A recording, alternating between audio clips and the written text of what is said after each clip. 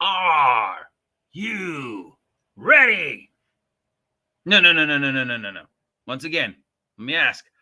Are you ready? Because it's time for another episode of the internet's #1 game show, Wheel of Pointless Tabletop Role-Playing Game Controversies. And today's topic is...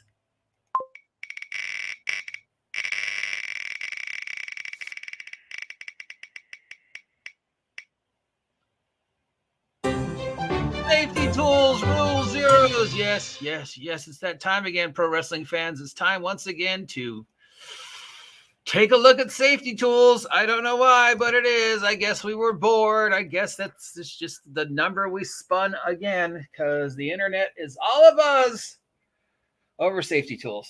I've lost count, guys. I've lost count how many times we've done this. I don't know. I really just don't.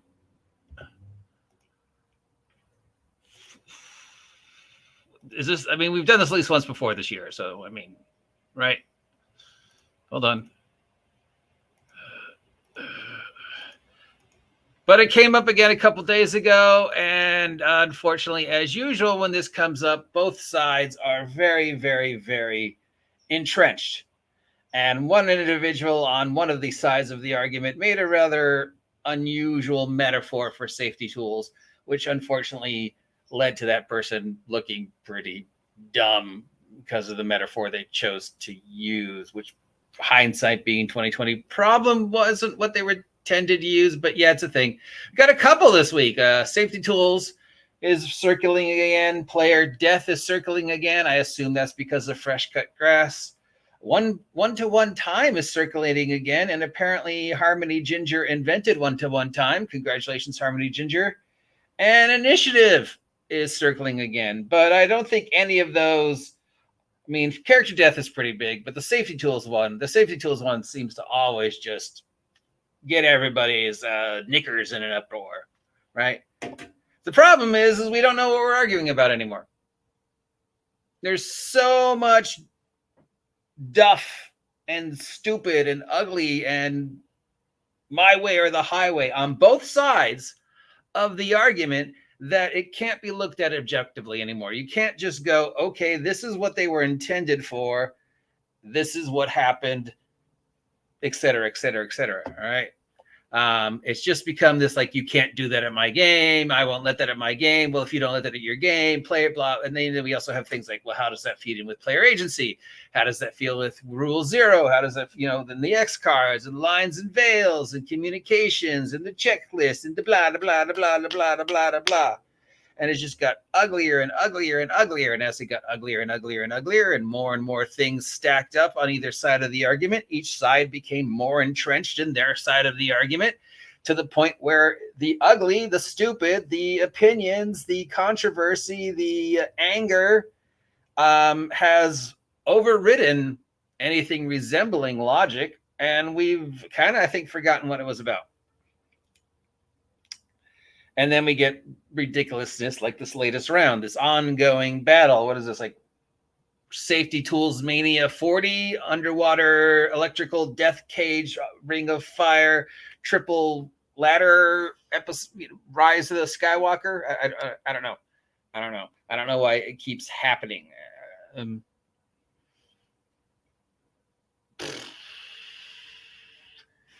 Because when you break it down to when this first started. Now, my experiences with safety tools has been they don't work. I have never seen them work from the very first time I encountered them 15 some odd years ago to my most recently, just the other day. They don't work. Now, maybe other people have had better results with them than I have, but I've never seen them work. I've never, when anybody's tried to use them on me as a DM, they didn't work. Whenever I tried to use them, they don't work. But other people say they do, so I can only go from my personal experience, okay? So if we go back, all the way back 10, 15 years when this first started, it had nothing to do with a lot of the things people are saying it has to do with. It has nothing to do with, player agency. Originally, it was all built around games at cons and games at stores and public games, and they took the term safety tools from BDSM, what's your safe word, which is probably the very first mistake. But basically was, common sense things we're going to say you probably need to avoid at your gaming table in a public space, right? Making this game safe, not only for your players, because you're in a public space at a convention, at a game store, which means you might have a rotating group of players, but also safe for everybody around your game. Because again, you're in a public space at a game store, at a convention, and certain people who have absolutely no connection to the game, and you say something, you do something. So I think I could be wrong, but I think that's how I started it. It's just simply, common sense in a public place. If you're gaming, there's probably things and topics you could avoid, like overt descriptions of sexual activities or, other stuff, things that might make rotating cast of players at your table uncomfortable, because you might have a 9-year-old at your table. And also you got to think about, foul language, yelling, inappropriate comments in a public space. What if you're in a game store and somebody says something and that reflects at the game store? And then cons also use them because, again, you've got a huge influx of individuals who may never see each other again. And you've kind of all got to have this agreed upon contract at the cons, and the cons should, enforce them that this is not okay. This is not okay. This is not okay. Stuff like that. So that's the one part of it. The other part of it is, again, common sense, having this checklist. Hey, I'm allergic to peanuts. My safety tools tells me to tell you I'm allergic to peanuts. So everybody at your game knows I'm allergic to peanuts, and we don't bring peanuts to the game, right? That's another thing that was part of the safety, keeping your players safe, keeping the table safe. I've got epilepsy. If I start going into an epileptic seizure, somebody here needs to know what the signs are. Somebody needs to know what to do. So I am using my safety tools to tell you that I have epilepsy. I'm allergic to peanuts or whatever. Okay, so yeah, again, common sense. And then the next one is just common sense session 0. Things you agree or disagree upon at the very beginning of the game, and maybe you revisit 5 or 10 sessions in, and this is both good for a public game, a convention game, but also a private game or a home game or a Discord game where you all get together and somebody go, I don't want sex scenes. All right. And everybody's like, okay, common sense. Nobody really wants sex scenes. Right. I mean, that's even I don't even know why the sex is on the list. If you want explicitly describe sex scenes in your role-playing game, that's what fan fiction is for. Right? As we're not doing that. If you want to see sex, subscribe to Tabletop List by my good friend Jim. Shout out to Jim, because there's, whatever. But just for playing a game of elves with sticks, sex, romance, all that other stuff. That's all things that can be hand wave. I take her to my table and, my room, and we have sex. Okay, great. You have sex. I'm not going to describe it. Whatever. I lost my train of thought because I'm an idiot, because I was talking about sex. So again, it's just common sense. Session 0. If somebody says, hey, I'm afraid of spiders. So I don't know, encounters with spiders, is there some way we could do it where it doesn't trigger my phobia? Well, first I'd be like, well, how can you talk about them if you're afraid of them? And second, if I say the word spiders, is that what trigger you? Or is the seeing a plastic spider on the table going to trigger you? Or me going into in-depth detail of what the spider is doing to you going to trigger you? Because if it's just the word spider triggers you, well, you just said spider. So yeah, if me putting a plastic spider on the table is going to trigger you, that's fine. I don't have to use that. I can just use something else. It's just spider, whatever.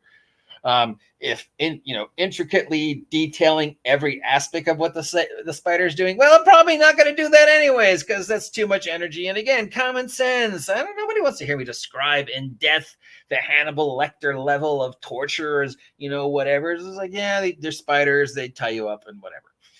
Right? I mean, I've never been in a game where anybody's just in-depthly described torture or whatever, because I think they're, but again, these are all things that could be agreed upon It's session 0, revisited. And again, most of them are for games in public. In games in private, you're usually people who know each other, or you have some established level of, again, common sense.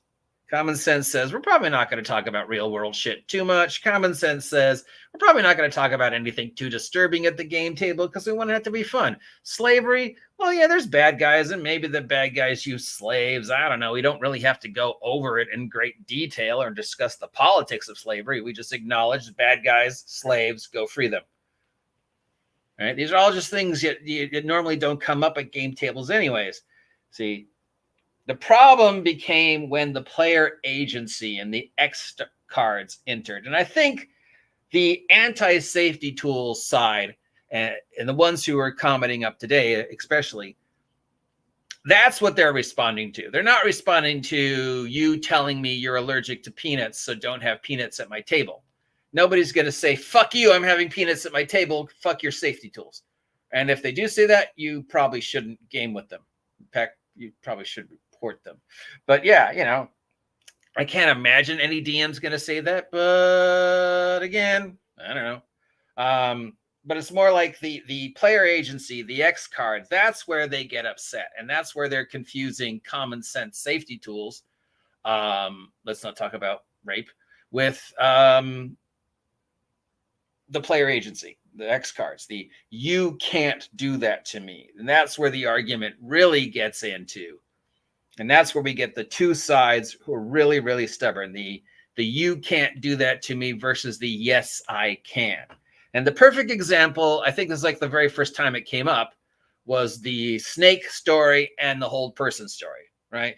And obviously these stories have been told so many times that the telling has been lost in the detail. Nobody knows the exact happenstance, but the story, the example floats around, and it always comes back up whenever this argument comes back up.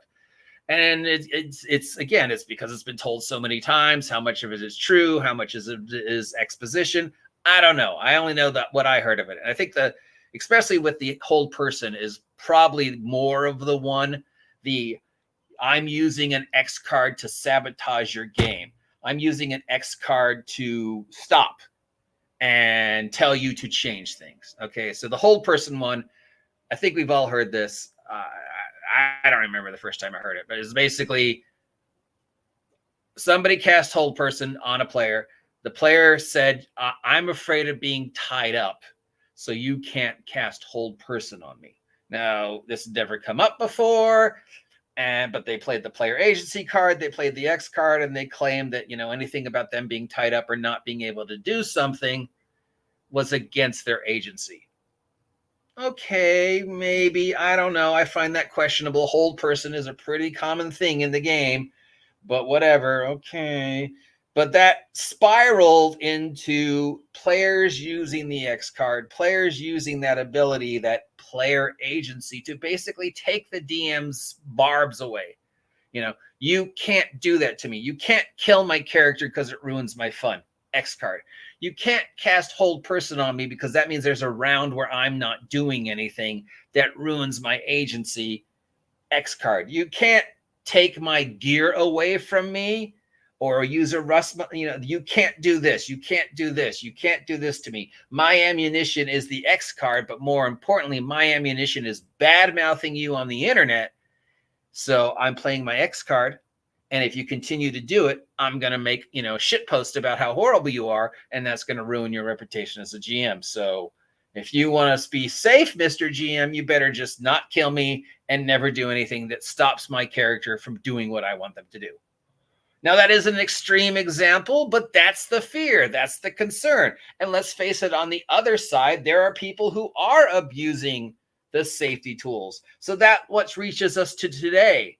And the stupid comments, and both sides are guilty of the stupid comments and of the hate and of the ignorance and of just forgetting what this is totally about anyways, right? Nobody remembers, you know, how this originally started. If the con says, if you're running at a con or a game store and they say you can't bring these topics up at your table and you say, fuck you, con, I'm going to bring them up on my table anyways, well, then you deserve what happens to you. You know, other times it's been abused, like the lady who abused the other lady. and then claimed safety tools, or the guy who harassed the other girl and then claimed safety tools, the girl who didn't want to go in the room, the whatever. It's been abused, unfortunately, which gives credence to the anti-safety tool side, because they can cite the amount of time safety tools have been abused. And the pro safety tools side can, bring up these occurrences where safety tools weren't used, bad things happen. But unfortunately, that whatever good might have come out of the safety tools originally has been lost because the safety tools is being abused. And the anti-safety tools crowd, that's what they see. They see, hey, this doesn't work. It's never worked. And you're using it to abuse the game. You're using it to disempower me. You're using it to bring your out of game politics to my table and enforce your whatever into my table instead of just, whatever. My game's not for you, dude. That's fine. I'm going to help you find another game. I wish more DMs did that. If I leave a game, I wish the DM would go, hey, let me reach out to some of my friends, because maybe some of them have a game you might like, but obviously my game's not for you. But, once you start saying, if you don't let me do X, I'm going to badmouth you, I'm going to ruin your reputation, and that's something that doesn't go away, that's the fear. That's the power that the safety tools give them. And that's what they don't want. That's what they're complaining about. And so it comes up, it circles around. Oh, look at the little kitten. And look, there's Steve when I first got him. And just it's dumb, and it happens, and whatever. So if you got to understand the cons and the stores because they're can say these things, and that's you got to understand common sense says, okay, there's just things we're generally not going to talk about at the table.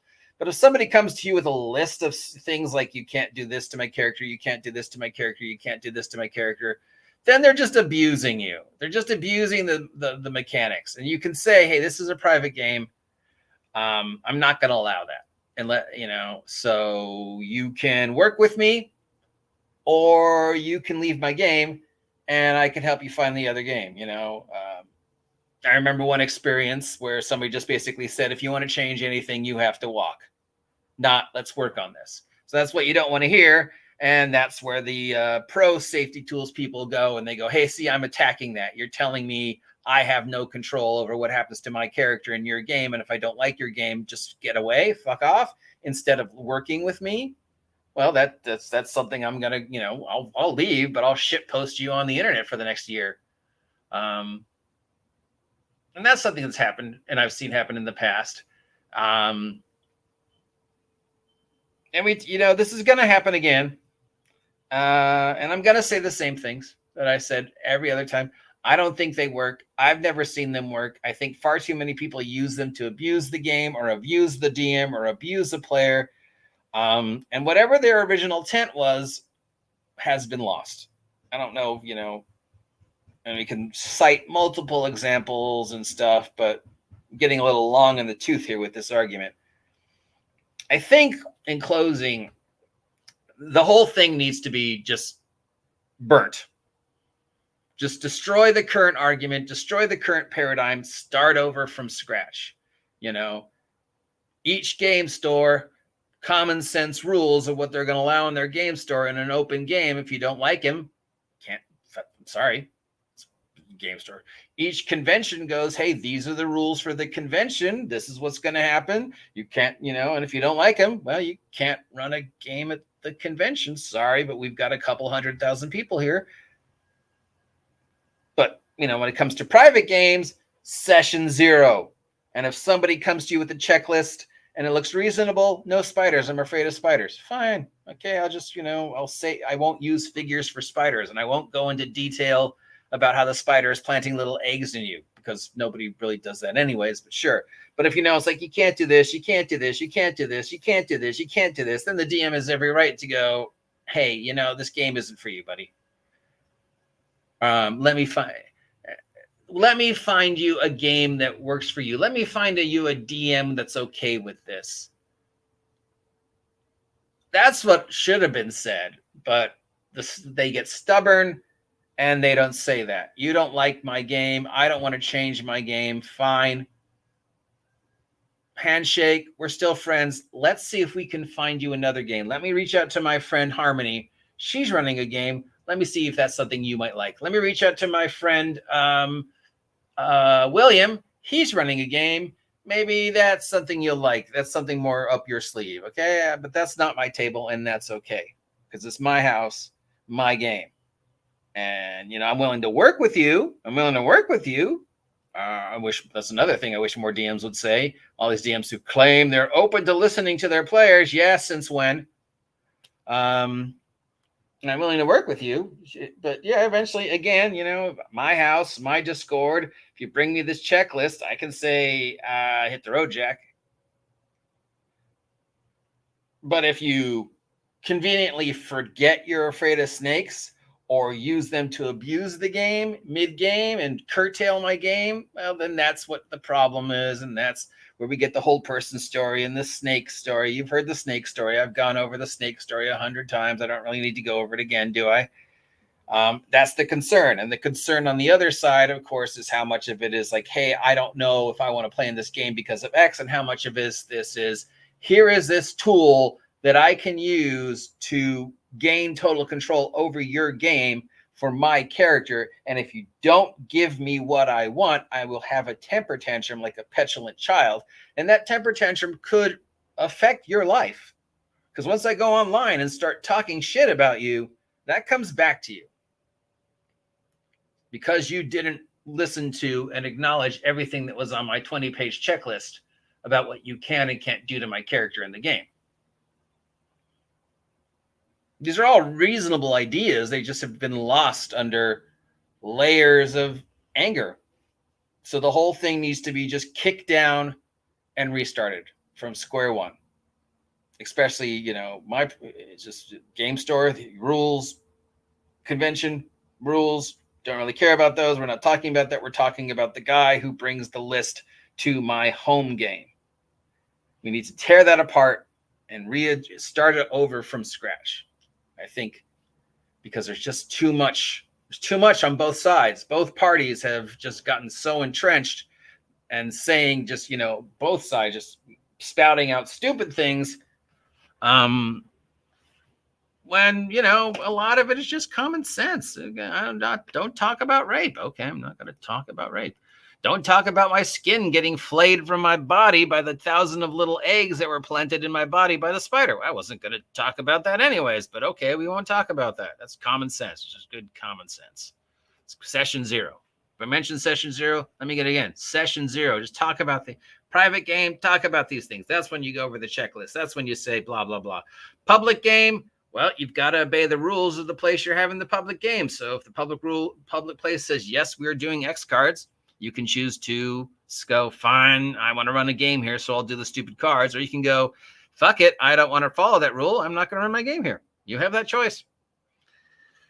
What was that? 23 minutes of me talking about absolutely nothing? Okay, you know, I don't even know why I'm doing this because we know it's going to come up again, but apparently it's a thing. In closing, congratulations to my friend Harmony Ginger, because apparently she invented one-to-one time and the Brunstein game method. No, she didn't. I'm sure you have an opinion on the safety tools thing, so go ahead and post it. Till next time, safety tools, safety tools.